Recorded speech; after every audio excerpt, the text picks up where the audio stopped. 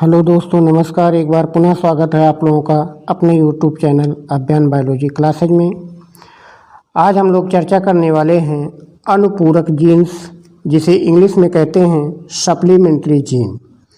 इसके पहले आपने कॉम्प्लीमेंट्री जीन पढ़ लिया है और एपिस्टेसिस या जिसे हम प्रबलता कहते हैं, प्रबलता भी आप लोग पढ़ चुके हैं। तो यहाँ पर देखिए, जैसा कि लिखा गया है कि ऐसे जीन जिसका अपना अकेले तो कोई प्रभाव नहीं होता, मतलब ये जीन अपना अकेले कोई प्रभाव नहीं होता है, परंतु नॉन एलिलिक जीन के प्रभावी जोड़े के साथ आने पर उसके व्यवहार को परिवर्तित कर देती है, उसे सप्लीमेंट्री जीन कहते हैं। यहाँ से आप जैसे समझिए कि चूहे के कलर, चूहों में त्वचा का रंग, इसके लिए जो जीन जिम्मेदार है वो दो जीन है।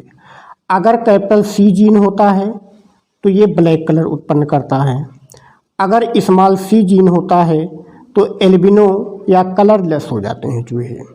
लेकिन अगर इन दोनों में से प्रभावी जीन के साथ, मतलब कैपिटल सी के साथ अगर एक तीसरी जीन कैपिटल ए आ गई तो वह ब्लैक के प्रभाव को बदल देगी, जबकि एपिस्टेसिस में आपने पढ़ा था कि इसके प्रभाव को ही समाप्त कर देती है पूरी तरह से। यहाँ पर पूरी तरह से समाप्त ना कर करके उसके प्रभाव को बदल देती है, जबकि यह सप्लीमेंट्री जीन स्मॉल सी या रिसेसिव जीन पर अपना कोई प्रभाव नहीं दिखाती है। तो यहाँ से आप ये समझ सकते हैं कि जो डोमिनेंट जीन है उसके साथ आने पर या उसके प्रभाव को तो बदल देगी, लेकिन अगर यही रिसेसिव के साथ में आ जाए तो यह उसके प्रभाव को कुछ भी चेंज नहीं करती है। तो यहाँ से आप कह सकते हैं कि सप्लीमेंट्री जीन ऐसी जीन होती है जो नॉन एलिलिक जीन के प्रभावी जीन के साथ आने पर उसके व्यवहार में परिवर्तन कर देती है, लेकिन अप्रभावी जीन के साथ आने पर उसके व्यवहार पर कोई भी प्रभाव नहीं डाल पाती है। तो उम्मीद है यहाँ से आपको सप्लीमेंट्री जीन क्लियर हुआ होगा कि सप्लीमेंट्री जीन क्या होती है। तो ऐसी जीन जो नॉन एलिलिक जोड़े के डोमिनेंट जीन के साथ आने पर उसके प्रभाव को बदल दे, लेकिन उसके रिसेसिव जीन पर कोई प्रभाव नहीं डालती है, उसे हम सप्लीमेंट्री जीन कहते हैं। एग्जाम्पल है चूहों में त्वचा का रंग, कोट कलर इन माइस। यहाँ पर देखिए दो तरीके के चूहे लिए गए हैं। ब्लैक कलर का चूहा जिसका जीन है कैपिटल सी, स्मॉल ए, और दूसरा है रंजकहीन या जिसे हम एल्बिनो बोल सकते हैं, जिसका जीन है स्मॉल सी, कैपिटल ए। तो यहाँ पर जब क्रॉस करवाया गया काला और रंजकहीन चूहे में, तो पहली पीढ़ी में capital C small A, capital A small A, यहाँ पर स्मॉल सी हो जाएगा, capital C small A, small C capital A हो जाएगा, यहाँ पर स्मॉल सी कैपिटल ए। इस जीन के चूहे प्राप्त होते हैं जो कि अगौटी या भूरे कलर के होते हैं। अब यदि इन्हीं के बीच यहाँ पर सेल्फिंग करवाई जाती है तो यहाँ पर देखिए एक बार कैपिटल सी के साथ कैपिटल ए आएगा, इसके बाद फिर कैपिटल सी के साथ स्मॉल ए आएगा, स्मॉल सी के साथ कैपिटल ए आएगा और स्मॉल सी के साथ स्मॉल ए आएगा। यहाँ पर देखिए जो ये लिखा गया है इसको हम ऐसे कर सकते हैं, कैपिटल सी स्मॉल सी फिर कैपिटल ए स्मॉल ए कर सकते हैं। तो यहाँ पर देखिए कैपिटल सी के साथ एक बार कैपिटल ए आया, फिर कैपिटल सी के साथ एक बार स्मॉल ए आया, फिर स्मॉल सी के साथ एक बार कैपिटल ए आया और स्मॉल सी के साथ यहाँ पर एक बार स्मॉल ए आया। सेम वही गैमीट यहाँ पर भी सेपरेट होंगे, तो एक को हम मेल मानते हैं और दूसरे को हम फीमेल मानते हैं। इनके बीच अगर हम सेल्फिंग करवाते हैं, स्व क्रॉस करवाते हैं, तो देखिए यहाँ से capital C, capital A, capital C की वजह से चूहे का कलर काला होना चाहिए, लेकिन जैसे ही यहाँ पर एक सप्लीमेंट्री जीन कैपिटल ए आ जाती है, यह काला का प्रभाव बदल करके भूरा कर देती है। तो यहाँ पर कैपिटल ए एक सप्लीमेंट्री का काम करती है जो कि डोमिनेंट जीन के प्रभाव को बदल दे रही है। अगले केस में हम देखते हैं कैपिटल सी के साथ कैपिटल ए स्मॉल ए आता है।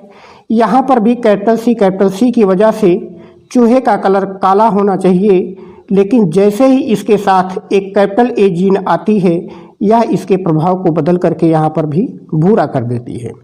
अगली कंडीशन में देखते हैं कैपिटल सी स्मॉल सी के साथ कैपिटल ए जीन आती है। यहाँ पर एक कैपिटल सी की वजह से चूहे का कलर ब्लैक होना चाहिए, लेकिन यहाँ पर भी कैपिटल ए मौजूद है, सप्लीमेंट्री जीन मौजूद है जो कि सी के प्रभाव को बदल करके भूरा कर देती है। फिर इसके बाद अगले कंडीशन में हम देखते हैं यहाँ पर capital C small C capital A small A, तो यहाँ भी कैपिटल सी की वजह से ब्लैक कलर होना चाहिए, लेकिन सप्लीमेंट्री जीन कैपिटल ए इसके प्रभाव को बदल करके भूरा कर देती है। इसी प्रकार से अगले कंडीशन में हम क्रॉस में देखते हैं कैपिटल सी के साथ कैपिटल ए स्मॉल ए आता है। यहाँ पर भी कैपिटल सी की वजह से ब्लैक कलर आना चाहिए, लेकिन कैपिटल ए यहाँ पर भी ब्लैक के प्रभाव को बदल करके भूरा कर देती है। फिर अगली कंडीशन में कैपिटल सी के साथ स्मॉल ए आता है। यहाँ पर कैपिटल सी अपना पूरा प्रभाव दिखाएगी क्योंकि इसके साथ कोई भी सप्लीमेंट्री जीन कैपिटल ए मौजूद नहीं है। तो यहाँ पर जो चूहे में त्वचा का रंग होगा वो ब्लैक हो जाएगा, काला हो जाएगा।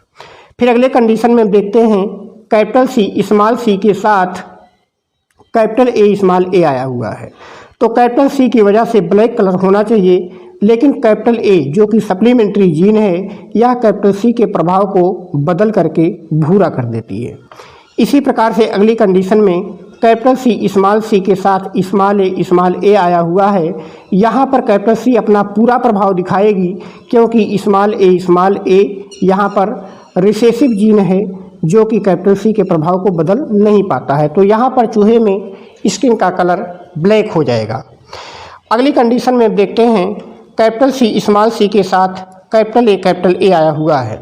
यहाँ पर भी कैपिटल सी अपना पूरा प्रभाव दिखाएगा क्योंकि कैपिटल ए यहाँ पर सप्लीमेंट्री जीन मौजूद है जो कि इसके नेचर को बदल करके भूरा कर देती है।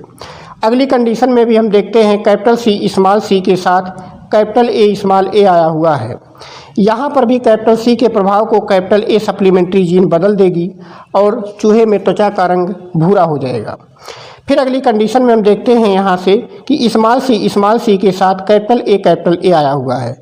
पहले से ही आपने पढ़ रखा है कि स्मॉल सी एल्बिनो कलर उत्पन्न करती है, अर्थात रंजकहीन होती है। यहाँ पर इस पर कैपिटल ए जीन कोई प्रभाव नहीं डालेगी क्योंकि ये रिसेसिव जीन थी ऑलरेडी, जबकि सप्लीमेंट्री की परिभाषा में आपने पढ़ा है कि वह केवल डोमिनेंट के नेचर को बदलती है। तो इसलिए यहाँ पर स्मॉल सी अपना पूरा प्रभाव दिखाएगा और चूहे में जो त्वचा का रंग होगा वो एल्बिनो हो जाएगा या रंजकहीन हो जाएगा। अगली कंडीशन में स्मॉल सी के साथ कैपिटल ए जीन आती है। यहाँ पर भी स्मॉल सी के ऊपर कैपिटल ए कोई प्रभाव नहीं दिखा पाएगी, तो यहाँ भी चूहे में स्किन का कलर रंजकहीन होगा। फिर अगली कंडीशन में हम देखते हैं कैपिटल स्मॉल सी के साथ कैपिटल ए आया हुआ है। यहाँ पर कैपिटल सी के साथ कैपिटल ए है, तो कैपिटल सी के प्रभाव को बदल देगी और चूहे में त्वचा का रंग भूरा हो जाएगा। अगली कंडीशन में देखिए कैपिटल स्मॉल सी के साथ स्मॉल ए आया हुआ है। यहाँ पर कैपिटल सी के साथ कोई भी कैपिटल ए जीन मौजूद नहीं है, अर्थात कोई भी सप्लीमेंट्री जीन मौजूद नहीं है, इसलिए यहाँ पर कैपिटल सी अपना पूरा प्रभाव दिखाएगी और चूहों में जो त्वचा का रंग होगा वो ब्लैक होगा। फिर अगली कंडीशन में स्मॉल सी के साथ कैपिटल ए आया हुआ है। यहाँ पर स्मॉल सी के ऊपर कैपिटल ए कोई प्रभाव नहीं डालती है, इसलिए यहाँ पर स्किन का कलर जो होगा वो रंजकहीन या एल्बिनो होगा। अगली कंडीशन में देखिए स्मॉल सी के साथ स्मॉल ए जीन आई हुई है, तो स्मॉल सी यहाँ पर अपना पूरा प्रभाव दिखाएगी और यहाँ पर चूहे में त्वचा का रंग जो होगा वो एल्बिनो हो जाएगा। तो इस तरीके से हम देखते हैं कि इस पूरे कंडीशन में जहाँ मेंडेलियन अनुपात में 9:3:3:1 मिला था, यहाँ पर देखिए जो भूरा ब्राउन कलर आता है वो हमें 1 2 3 4 5 6 7 8 9 हमें ब्राउन कलर के या अगोटी कलर मिलता है। काला हमें 3 मिलता है, यहाँ पर देखिए 1 है 2 है और 3 है। और रंजकहीन या एल्बिनो यहाँ पर 4 मिलते हैं। यहाँ पर देखिए पहला 1 है, 2 है, 3 है, 4 है। तो जो हमें सप्लीमेंट्री जीन या अनुपूरक जीन का रेशियो प्राप्त होता है वो 9:3:4 प्राप्त होता है। तो आपको इन सबका केवल रेशियो ही याद करना है। इसके पहले हमने कॉम्प्लीमेंट्री पढ़ाया है, उसका भी रेशियो आप याद रखेंगे। एपिस्टेसिस हमने पढ़ाया हुआ है, उसका भी आप रेशियो याद करेंगे। और यहाँ पर सप्लीमेंट्री पढ़ा रहे हैं तो इसका भी आप रेशियो याद कर लेंगे। तो सप्लीमेंट्री का रेशियो है 9:3:4। तो जब कंपटीशन के एग्ज़ाम में पूछा जाता है तो यहाँ से यही पूछा जाएगा कि सप्लीमेंट्री जीन का अनुपात क्या होता है। तो आप बताएंगे यहाँ पर कि अगौटी, ब्लैक और एल्बिनो तीनों का जो रेशियो होगा वो 9:3:4 होता है। तो इस तरीके से यहाँ पर आपने सप्लीमेंट्री जीन के बारे में जाना कि ऐसी जीन जो कि डोमिनेंट नॉन एलिलिक जीन के प्रभाव को बदल देती है या उसके व्यवहार को बदल देती है, उसे सप्लीमेंट्री जीन कहते हैं। जबकि यह सप्लीमेंट्री जीन रिसेसिव जीन पर कोई प्रभाव नहीं डालती है। तो इस तरीके से सप्लीमेंट्री जीन समाप्त होता है। इसके बाद अब हम लोग आगे पढ़ने वाले हैं बहुजीनी वंशांगत, जिसे हम क्वांटिटिव इनहेरिटेंस कहते हैं। तो ज़्यादा से ज़्यादा आप लोग चैनल को लाइक, सब्सक्राइब और शेयर करते रहिए। उम्मीद है कि ये टॉपिक आपको बेहतर तरीके से समझ में आया होगा। धन्यवाद।